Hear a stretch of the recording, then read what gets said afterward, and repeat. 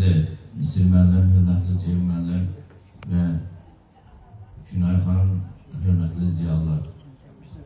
Bugün biz şablon sözlərdən, standart, ümumi sözlərdən qurtarmaq lazımdır. Bəzi natiflərin çıxışında bir anlıq hesab elədim ki, biz Sovet ÖP-nin 27-ci qurultayındayıq. Bir-birimizə bəy tərifi demək prinsipcə bizə nə verir? Kifayət qədər təhsilimizdə problemlər var. Əvvəla qaydaq hörmətli Misir müəllimin dövrünə. Misir müəllim təhsil naziri olanda özü də burada iştirak edir və şəxsinə böyük hörmətim var. Təhsildə çox böyük, həqiqətən progres var idi və istər müəllimlərin səviyyəsində, istər təhsildə. Çünki Misir müəllim laboratoriyadan gəlmişdi. Yəni, auditoriyaya girmişdi, tələbə yetişdirmişdi, minlərlə tələbənin yetişməsində və digər tərəfdən onların alim olmasında, elmlər namizədi, elmlər doktor olmasında Misir Mərdanovun bir elm adamı kimi, bir pedagog kimi böyük fəaliyyəti var. Amma bugünkü təhsil naziri və bundan əvvəlki təhsil nazirlərimiz bir auditoriya görmür. Bu auditoriyada iştirak eləmişdir. Təhsil nazirimiz olmuş Mikail Cabbarov, ondan sonra Ceyhun Bayramov, hal-hazırdakı Emin Əmrullayev. Yəni bunların elmi pedagojik fəaliyyətə heç bir aidiyyəti yoxdur, bu reallıqdır. Və problem də elə buradan başlayır. Əksinə təhsil naziri və səhiyyə naziri, təhsil naziri ilk növbədə ən böyük müəllim olmalı. Çünki təhsil elə bir sahədir ki, çox strateji sahədir. Bir milləti məhv etmək istəyirsənsə, onu xəstə və təhsilsiz elə o zombiyə çevriləcək və onu idarə etmək, onun hüquqlarını əlindən almaq, istənilən hüquqlarını yemək çox rahatdır. Çünki onun özünü müdafiə etmək instinkti yoxdur. Hüququ yoxdur, təhsili yoxdur, bazası yoxdur. Və hesab edir ki, nə baş verirsə, ona ləbbiyə etməlidir. Və bugün götürək 11 il bundan öncəni, 2014-cü ilin 1-ci sinifə nə gedən deyək ki, 116 və yaxud bəzi rəqəmlərdə 118 min şagird olursa, 9-cu sinifə gəlçədə bu şagirdlərin 20-25% itir. Məktəbdən yayınır, təhsildən yayınır. Və nə işlə məşğuldur? Götürün Daxili İşlər Nazirinin statistik rəqəmlərinə baxsanız, həmin bu şagirdlərin çoxusu partiya, narkotika qurşanır. Və azyaşlıların törətdiyi kriminogen duruma baxsaq, bugün Azərbaycan Respublikasının illik kriminal statistikasına nəzər yetirəndə azyaşlıların törətdiyi cinayətlər daha da çoxdur. Səbəb, çünki onlar təhsildən yayınırlar. Nadir müəllim deyir ki, məktəbin işi təhsil vermək əsas məsələ deyil. 44 günlük müharibələr heç də onu təhsil işçiləri alıb torbağa qaytarmadı. Mən sizə bir şey xatırladım, hörmətli Nadir müəllim. Əfqan Nağıyev adında Dövlət Sərhəd Xidmətinin mavini var idi. Korrupsiya faktına görə onu Dövlət Təhlükəsizlik Xidməti... Çox üzr istəyirəm. Spikerlərimiz gözləyir, çox qısa fikrinizi bildirin, yəni tədbirimiz uzanmasın. Mənə edəcəksə, ən az danışam mənə. Yox, olmaz. Yəni spikerlərimiz... Yox, mən başa düşmüyorum, amma mən icazə verin, reglament bəyanlaşdırdınız. Çox xahiş edirəm, qoy mən fikrimi tamamlayayım. Sıxışdısınız. Spikerlərə 15 dəqiqə vaxt verilir. Sıxışdılara 3 dəqiqə. Yox, mənə əvvəla reglament verməyib, ikincisi mənə 3 dəqiqə vaxt... Yox, burada söhbət üzr istəyirəm. Elan edəndə hörmətli bilməm sizin adınızı xanım. Etik normalar var da, qoy mən mövqeyimi bildirim. Əgər hüququn çatışmamazlıqdan danışırsa, şagirdin məktəbdən yayılmasından danışır, mən bunları çatdırmalıyam və bu auditoriya yenə deyir. Biz Komünist Partiyasının qurultayını keçirmirik ki burada. Və xahiş edirəm, qoy mövqeyimi çatdırım. Mən müxalifətçi deyiləm, dövlətə və dövlətçiliyə də çox sadiq adamam. Cənab Prezidenti də həm şəxsi münasibətlərimiz var, açıq auditoriya deyirəm, mən çox istəyirəm. O, mən şəxsən ailəmi yaxşı tanıyır, mən də Cənab Prezidenti yaxşı tanıyım. Ancaq bütün bunlarla bərabər nöqsanlarımız var. Cənab Prezident özü dəfələrlə deyir ki, təhsildə korrupsiya var, səhiyyədə korrupsiya var. Korrupsiya yoxsa onda korrupsiya qarşı mübarizə baş idarəsi nə üçün var? Bu nöqsanlarımız var da, bu nöqsanları demək ki, onda ümumi bir-birimizi tərbiyə və deyək ki, yüksək səviyyədə danışıq. Onda bu konferansın mahiyyəti və keçirilmə səbəbləri nədən ibarətdir? Biz nöqsanlarımızı deməliyik də, burada hörmətli millət vəkilləri də iştirak edir. Və əsas məsələ, məktəbdə müəllimlərin, mən birinci növbədə düşünürəm ki, effektiv məsələsində əməliyyatçısı çox aşağıdır. Əgər müəllim gedib dərsdən sonra da hardasa fəhləlik edirsə, onun normal əməliyyatçısı yüksək səviyyədə olsa, mənə görə mən bu gün hesab edirəm ki, müəllimlərə və səhiyyətçilərə ən azı 5.000 pul vermək lazımdır. Ən az. Və müəllimin əməliyyatçısı yüksəlsə, 88-ci ildən bu günə qədər 2025-ci ildir. Məktəb direktorları var, 37 ildir. 35 ildir məktəb direktorudur və əksəriyyət qovma əqrabasında yığılma məktəbə.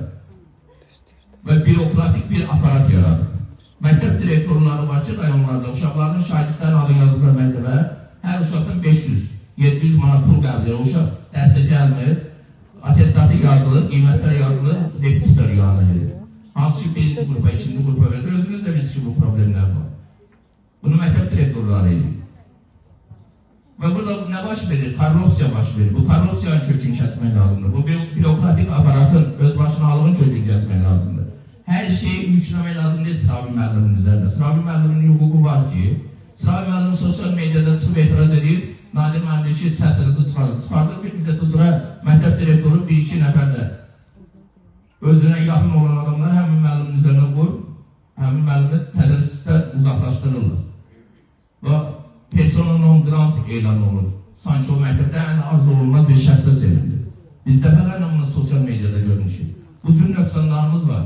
Gəlin, demokratik bir cəmiyyətdə yaşayırsa, Azərbaycan Respublikasının Konstitusiyasının 42-ci maddəsi var. Təhsildə bilavasitə, yəni vətəndaşın təhsil alması məcburidir, imperativ qaydadadır. Və Azərbaycan Respublikasının Konstitusiyasında referendum yolu ilə keçirilir və ümumi səs vermə, yəni Azərbaycan xalqının 10 milyonu xalqı o referendumda o konstitusiya səs verir. Və dövlət şagirdin və tələbənin arxasında dayanmalıdır. Biz hər şeyi valideynin üzərinə qoya bilməyik. Uşaq var ki, valideyni yoxdur. Çox erkək yaşlarından valideyni itirir. Biz Sovet İmperiyasının təhsil sistemindən danışırıq. Hörmətli Misir müəllim orada bir neçə əyani misallar çəkdi. Mən tamamilə dəstəkləyirəm Misir müəllimi. Müəllim keçən əvvəlki konferansda dedi. Biz Sovet dönəmini, mən də Sovet dönəmində qutarmışam, orta məktəbi qızıl medalına 4 dəfə beynəlxalq olimpiyadanın qalib olmuşam riyaziyyat fənnindən. Ali məktəblərin hamısını fərqlənməklə qutarmışam və hüquq fakültəsində fərqlənməklə qutarmışam. Ən cavan yaşlarında 23 yaşında elmlər namizəd olmuşam, amma Sovet təhsili almışam. O Sovet təhsilində müəllim ona görə müqəddəs idi ki, müəllimin birinci növbədə ədaləti var idi. Müəllim özü də tərbiyə, yəni müəllim o səviyyədə Allahlaşdırılmışdı ki, bizə valideynlər müəllimə müqəddəs insan kimi baxmağı tövsiyə edirdi. Amma bu gün o tərbiyə yoxdur. Nə ailələrdə var, ailələrin ilkən dağılması, nicahların pozulması. Mən keçən iclasda dedim, əgər bu gün ən uzun ömürlü ailə 2 il davam edirsə və xanımlarımız gelib 2 ildən, 3 ildən sonra boşanırsa 2 uşağına aliment tələb edir 286 manat. Bu da toplam elində gəlir 535 manatı keçir. Ata 535 manatı uşağa verməlidir. Plus Bakı şəhərində mənzillərin qiyməti artıq 3000 manatdan yuxarıdır 1 kvadrat metri. Və bu nə ilə dolanmalıdır? Biz istər-istəməz onu digər alternatif yollara məcbur edirik. Özümüz yaradırıq onu o şəraiti. Onun quldur olmağa, oğru olmağa, digər qeyri-qanuni yollara getməyə biz özümüz məcbur edirik. Mən keçən iclasda dedim və bu gün də deyirəm. Ailə kiçik dövlətdir. Dövlət özü böyük ailədir.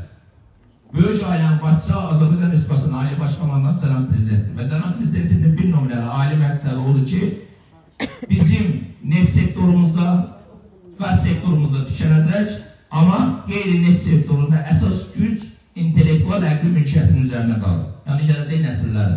Biz elə bir nəsil yetişdirməliyik ki, Ceyhun müəllim deyir ki, süni intellektdəki 2032-ci ildə Ermənistanın verilən cavab deyir ki, Qarabağ yenidən Ermənistana məxsus ola bilər.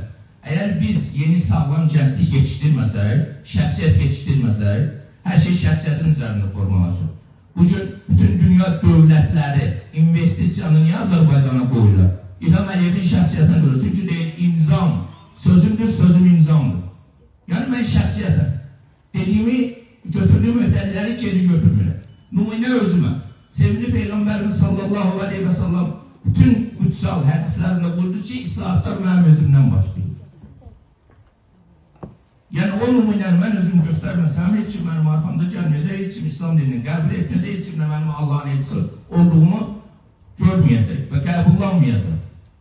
Ola Ola bilər ki, biz protokol xəttindən danışarıq, şunlərsə nədənsə ehtiyat edər, qorxar, əsl həqiqəti deməz. Yola bilər ki, başım bədənimin üstündə salamat qalsın. Amma gerçək həqiqətləri hər zaman demək lazımdır. Və onda insan şəxsiyyət olur. Protokol naminə, ütülü sözlər, bir-birimizi yola verər. Boş səfihlər, bunlar heç vaxt, heç bir dövlətə, heç bir xalqa uğur gətirmir. Ən yaxşı halda biz zombiləşik, ya Şimali Koreya ola bilərik, ya Türkmenistan ola bilərik, ya da Mozambik, Djibouti.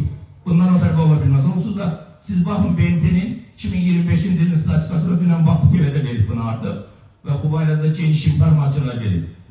Səhiyyə baxımından keçirilən sorğuların əsasında Azərbaycan əhalisinin yaşam həddi gəlib 58-ə çatıb. Cənubi Afrikada isə bu yaş həddi 48-50 arasıdır. Və Azərbaycanda bu gün təqaüdə gedənlərin cəmi 6% təqaüd ola bilir. Təqaüd yaşına çatmır. Ölüm halları, ürəkdən tutma halları, beyin infarktları halları həddindən artır və Avropanın birinci ölkəsindən çevrilir. Artıq Avropada birinci ölkə. Bu rəsmi statistikadır. BMT-nin dünən açıqladığı statistikadır. Və bu barədə yenə deyirəm, bir çox kütləvi informasiya vasitələri dünən bununla bağlı geniş reportajlar hazırlayıblar. Yəni, bu çox belə ciddi siqnaldır. Əgər bir millətin qaydadan qalmaq istəyirsə, birinci növbədə onun ziyalısı səmimi olmalıdır.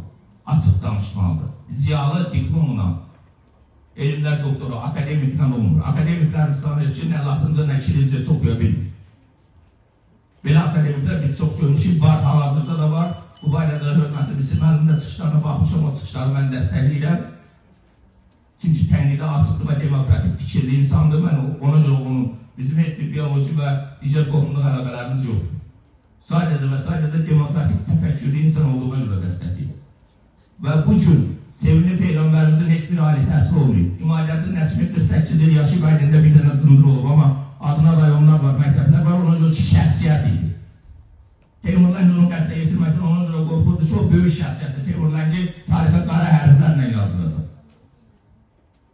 Bugün Maybaqda gəzmək, bahalı kostyumda gəzmək, bahalı don geyinmək, bahalı saat tapmaq və yaxud da çoxlu diplomlarını Sorbonne Universitetinin Cambridge, Harvard'ı tutarmaq sənin şəxsiyyət olmalıdır. Gelib orada siz, ola bilər mən, xüsusi xidmət orqanlarının təsir altına düşə bilərəm, onların ajanı ola bilərəm, məsələn, işləyə bilərəm Amerika Birləşmiş Ştatlarına, İngiltərənin mühafizəsinə və ya Mərkəzi Kəşfiyyat İdarəsinə. Hələ o şəxsiyyət olmaq demək deyil.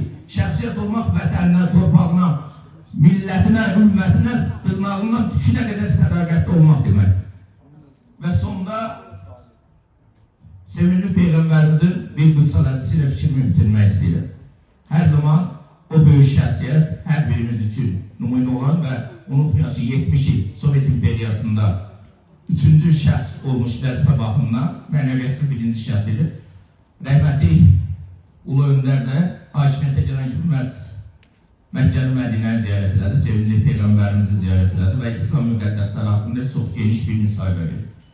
Sevimli Peyğəmbərimiz deyildi, məni əvvəli iki şey beynimi qırdı. Dinsiz alim, elimsiz abid. Elimsiz abid xurafata varır, uydurmalar edir. Dinsiz alim də demagogdur, yazır, pozur, amma mənəviyyatdan xəbəri yoxdur. İnsan savadlı ola bilər, amma şəxsiyyət olmaya bilər və intellektual şərəfsiz ola bilər.